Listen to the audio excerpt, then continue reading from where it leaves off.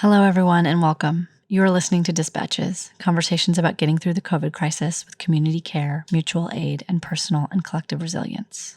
Today, you're going to hear the first of a two-part episode with my conversation with Zephyr Elise and Julianne Gale. Zephyr Elise is a mixed Indigenous two-spirit filmmaker, liberation activist, guest on Skokomish Territories, co-founder of Mason County Climate Justice, soil regenerator, and gluten-free chef and baker. Julianne Gale is a youth worker and a community organizer committed to the complete liberation for all people and a just transition in the face of the climate crisis. So I met Zephyr and Julianne during Standing Rock organizing efforts, where they also met, and they fell in love there. And here we are, 4 years later. In this episode, they're going to talk about some lessons learned from Standing Rock that they can apply to the COVID crisis. And they're also going to talk about what it's like for COVID to come to their rural community of Hoodsport, Washington. The second episode is really great too. I hope that you'll tune into that. And in that one, they talk a little bit about dreaming futures, and they talk a lot about tending plants and gardening. And if you're at all interested in that, you'll love the next episode. I wanted to let you know that we did this recording on March 25th, which is just about 2 weeks before we're releasing it. And I'm telling you that because time just feels like it's warped in a funhouse mirror right now during this COVID situation. And that one day or 1 week in the COVID times can feel like a month or longer in the regular world, both in terms of the news and the spread of the toll that it's taking on the world, but also the pace at which we're all acclimating to the change. And who am I? I'm your host, Becca Tilson. I'm an organizer and a movement baby and a somatics practitioner, a facilitator and a mother living in Duwamish territory, otherwise known as Seattle. We started this podcast in the tradition of our community organizing ancestors who taught us that we need each other and that we have each other, and that even in these unprecedented times, we collectively do have what it takes to meet this moment with creativity, love, and grit. So without further ado, welcome Zephyr and welcome Julianne. I'm so happy to have you here. Please introduce yourselves. Kedarjaku, ni Zephyr, ni Nuna, ni Nawa, ni Borabecha, ni Wiwashtara, ni Benezaka. Greetings, all my relations. My name is Zephyr. I have been called by my grandfather in my community to be a two-spirit carrier for the ancestors and spirits in this world. I am from many nations far, far south of my current place in what is now known as the southern regions of Mexico. I also bring my ancestors from vast territory, from France and Sicily, from Northern Africa and Eastern and Southern Africa, from Scotland and Wales and Ireland, and the names they knew before. It is an honor to be here with you all this day. 大家好，我中文的名字是尤兰，朋友的友，兰花的兰。Shalom, Shmi Iri Tama. Hello, everyone. My Chinese name is Yolan. Yo, like friend. Lan, like orchid. And my Hebrew name is Tamar. And you can call me Julianne. Thank you so much for being with me in this evening. I'm here in Duwamish territory in Seattle, and you are not far away. We are on the other side of the Salish Sea, near the traditional territories of the Twana or Skokomish Nation. We are very lucky to be near the big trees, the big cedars, and the blue waters of what is now known as the Hood Canal. So since you were both at Standing Rock, and it was such an impactful place and experience for both of you and for me as well, I'm curious if you have thoughts on what lessons you learned from there that you will use or that you are using already to meet this moment with COVID-19. Standing Rock was a time where we stepped away voluntarily out of whatever our daily lives look like, wherever we were coming from, and did heart work and spirit work and saw needs and filled them without hierarchies of power, without hierarchies of management. Everybody just did as they were able to what they were focused, excited, passionate, knowledgeable about, right? We saw the need, we fit ourselves to give that contribution. And I think in times of crisis, whether it's Backwater Bridge or whether it's COVID-19, there's this moment of we're in this together, we're here, this is who we have, look around, these are the resources and these are the ways that we're going to make it through. And there's also, obviously a very big sense of urgency then and now. For those on Backwater Bridge, that was an attack and that felt like an assault. For those who are watching the global pandemic take over, it also feels like a very deep, deep assault on our very survival. And in both cases, I think we are stronger together. In both cases, we can build amazing, powerful, fierce and resilient communities when we're all pulling together for a common cause. I feel like there's a number of lessons that I'm carrying with me from then till now. I'm speaking now as someone who's not Native and is in solidarity with Native sovereignty. Standing Rock was a shift in consciousness, I feel like, for non-Native people in the United States. And the same way that Black Lives Matter had a huge impact on non-Black folks in understanding oppression and liberation and the brilliance of a whole targeted group of people. To be able to show up as well as I could at Standing Rock, I felt like, one, I had to draw upon every lesson I'd ever learned and every experience I ever had, including experiences or things I've done that I'm ashamed of or embarrassed by or wish that I hadn't experienced. I felt like I understood why I had gone through that or why I had made that mistake or whatever it was, so that I was better prepared to be on that land. And similarly, with COVID-19, I feel like every experience I've had, including being at Standing Rock, I'm having to draw upon all my knowledge and experiences and all my relationships to be able to try to think about this new, unique moment and what is needed both in the short term and in the long term. Then on like a more personal level, for me as someone with Ashkenazi Jewish heritage, Ashkenazi Jewish meaning that my ancestors spent a long time in Europe, coming from a people who've survived genocide, the trauma of that is something that I have had to work on healing in order to show up and really be present at Standing Rock and not be distracted by my own people's genocide while facing another people's genocide. And I feel like all of the healing work I did around the Holocaust back then is still useful. And there's more healing work to do now in this moment, because annihilation is annihilation. Deaths of millions of people is deaths of millions of people. So I could get distracted by the suffering of my ancestors in a way that prevents me from thinking well about this particular moment. Or I can use this particular moment to heal the past so I can think well about what new possibilities are present here that have never been present before. And related to that possibility idea is the way that Standing Rock was a moment that shifted collective consciousness. So is COVID-19. And a hope that I have is that, like, I feel like we're at a little bit at a crossroads, and like one possibility is going towards fascism, even more so. And another possibility is going towards seeing the flaws in capitalism more broadly and readjusting ourselves, slowing down to be able to notice our relationships more, to be able to notice our own thoughts and not try to rush things, to notice where we actually are in this moment and where the world is.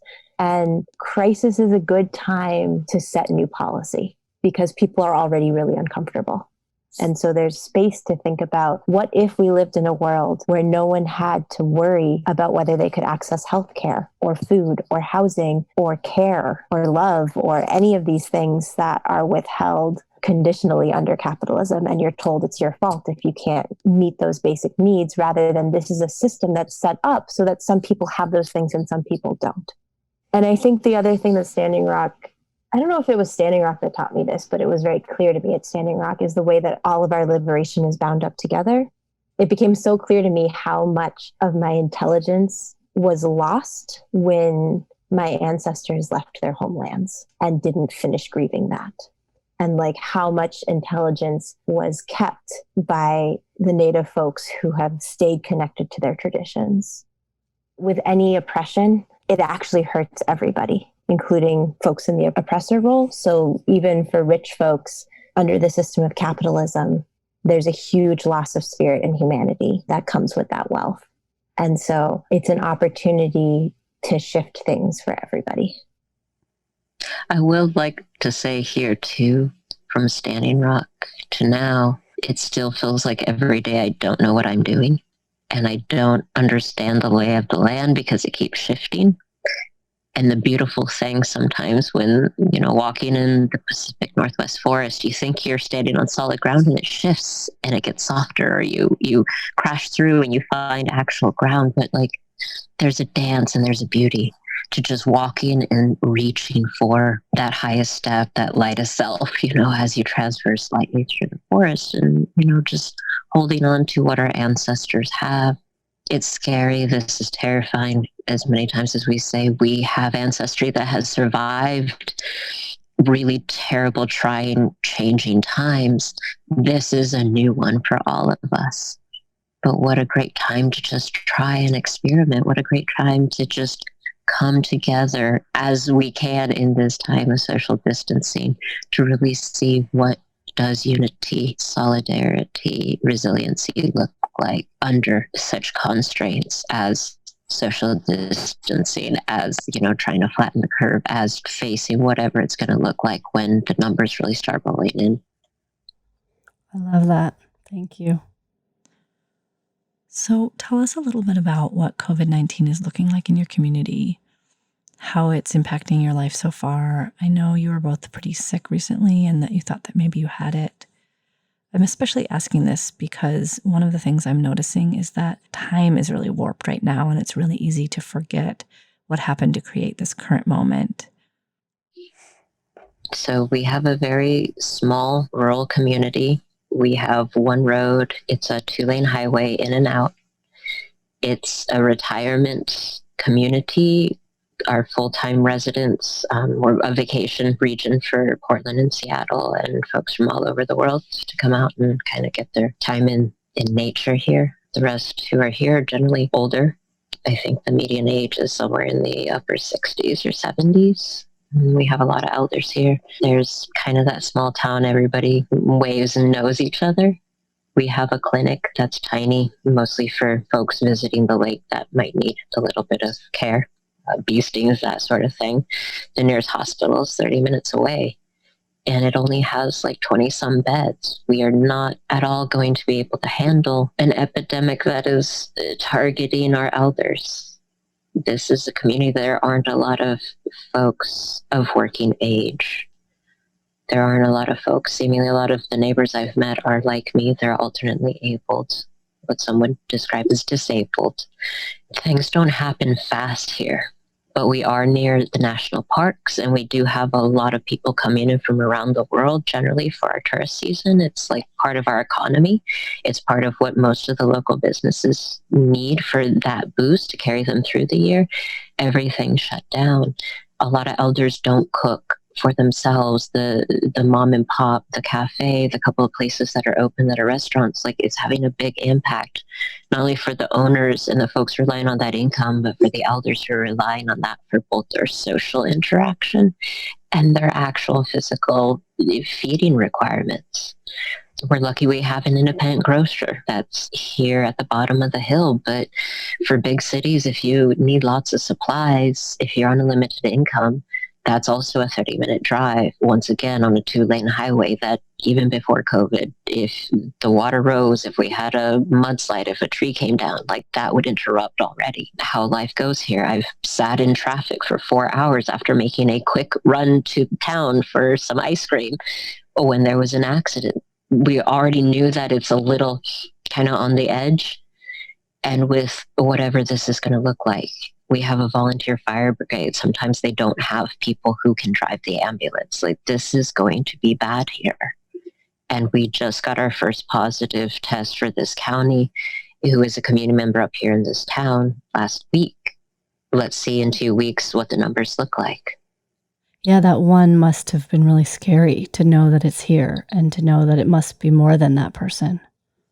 It's definitely here. I think it's honestly been here. I think that just now we have a name for it, because like a lot of folks are really sick in our community December and January. Like everybody, including myself, I was hacking and coughing and just feeling like just terrible in a way I've never felt before. So, also who knows, but when that person has been to your post office, and everybody goes to the post office in town, and everybody goes to these places, there isn't a lot of segregation that can happen. It's a small community. It's been interesting to see how the narrative has changed in the community.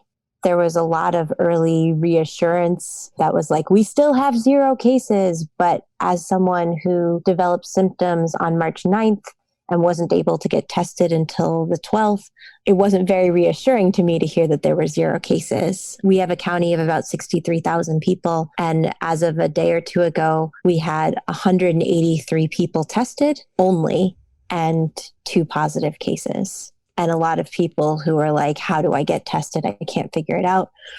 Some of the impacts I've seen, I work for a tribe here, and the gooey duck divers lost their market to Asia. So that was a lot of people's income after already having a really bad fishing season. There's one clinic, and the clinic doesn't have any test kits. And it was closed on Friday and Monday because there was no provider that could come in. Whether they were quarantining or what was going on, I'm not sure. But with a high prevalence of underlying conditions, it's really scary. The day that I came down with symptoms was the afternoon. And that morning, I had shaken the hand of someone who's a really important culture keeper and basket weaver. And I was terrified of what I might have passed on. And then furthermore, my position is a supervisory position. So having the responsibility of trying to figure out what makes sense policy-wise, how to take care of the workers and how to take care of the whole community that's so closely knit, and how to be respectful as an outsider and newcomer who just has had this job for a couple months was really hard. On the other hand, some things that have been really beautiful is I've seen a lot more people out in their yards during the day. A lot more people are home and walking by and building things and gardening. I feel super, super lucky to be working for a tribe at this time because tribes know how to take care of their people. And regardless of whether people could work or not, all of us are paid in full, at least through the end of the month. And there's been so much support. And I never felt like I had to make decisions on my own.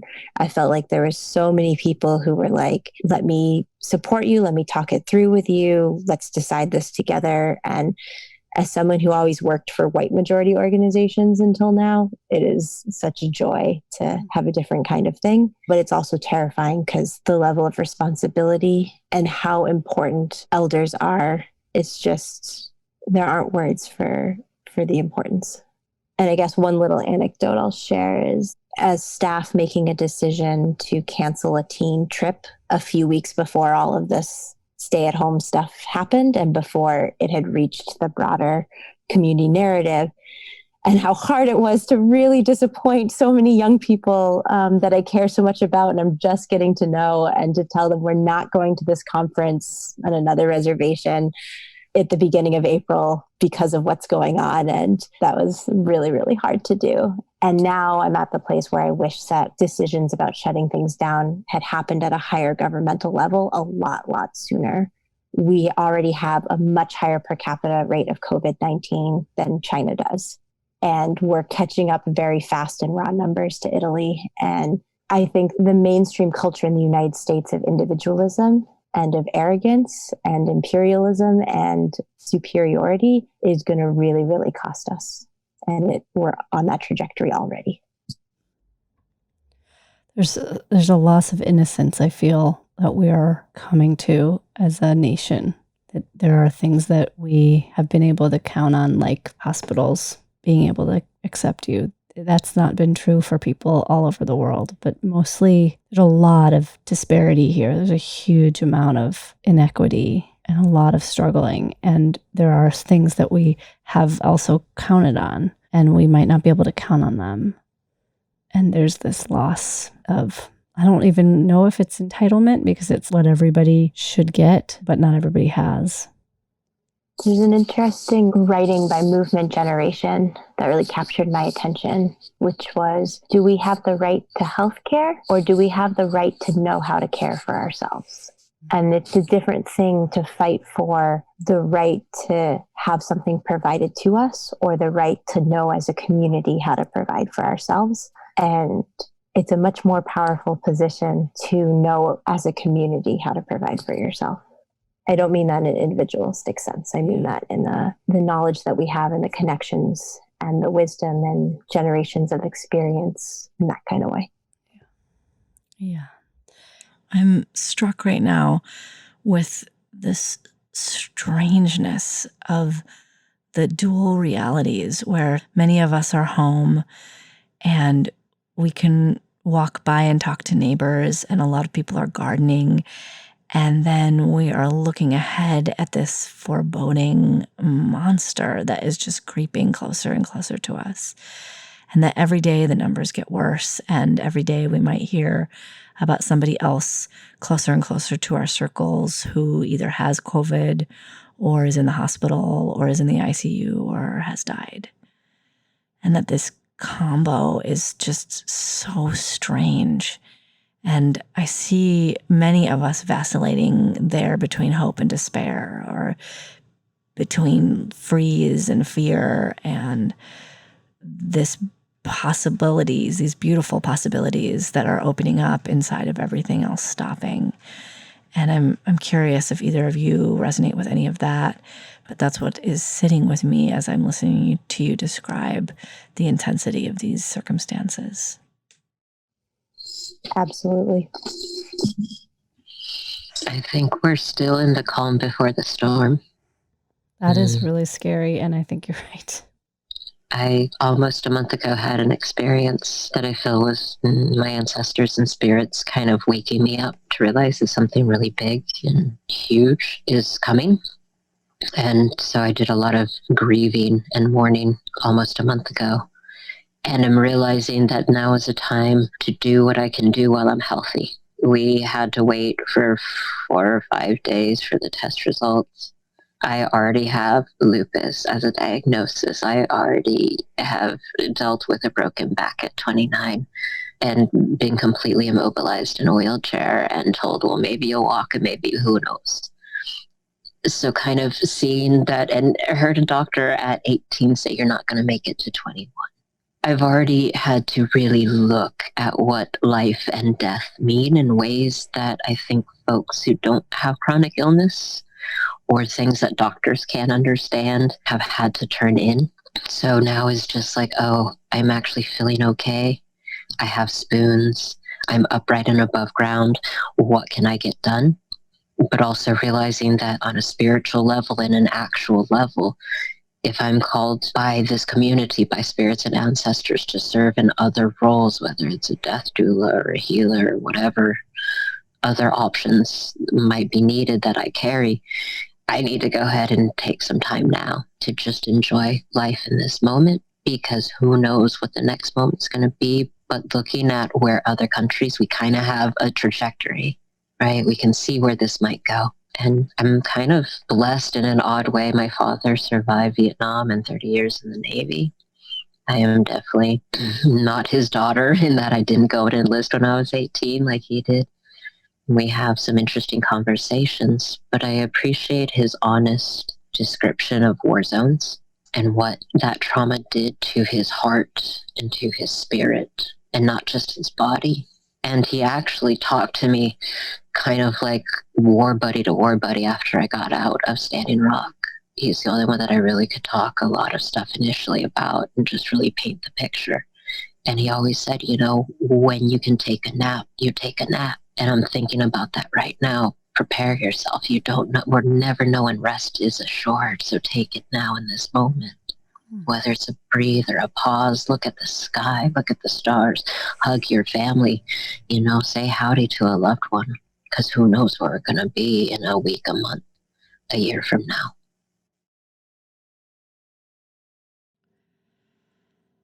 That concludes part 1 of our conversation with Julianne and Zephyr. I hope you'll go and listen to part 2. It's a really great conversation with lots about plant tending and dreaming futures. I found it really grounding to re-listen to it. Thank you for tuning in to Dispatches. We want to dedicate today's episode to John Prine. Rest in power, John Prine, who died on April 7th of this year from complications related to COVID. We can't play licensed music here. We don't have permission to play, but since so many of us are finding refuge in music these days, consider playing one of his songs today, like Angel from Montgomery, Long Monday, or Paradise. If you have an idea of a story that Dispatches should cover, go to our website and fill out the form. We're always looking for ideas. Dispatches is a kitchen dance party production. Producers are myself, Becca Tilson, Basil Shadid, and Molly Tilson. Today's episode was edited by Justin Minnick. On the editing team, we also have Jill Irene Friedberg, Basil Shadid, and myself. Many thanks to all our friends and supporters. Please rate and review us. Please tell your friends about us. And until next time, remember that we need each other and we have each other.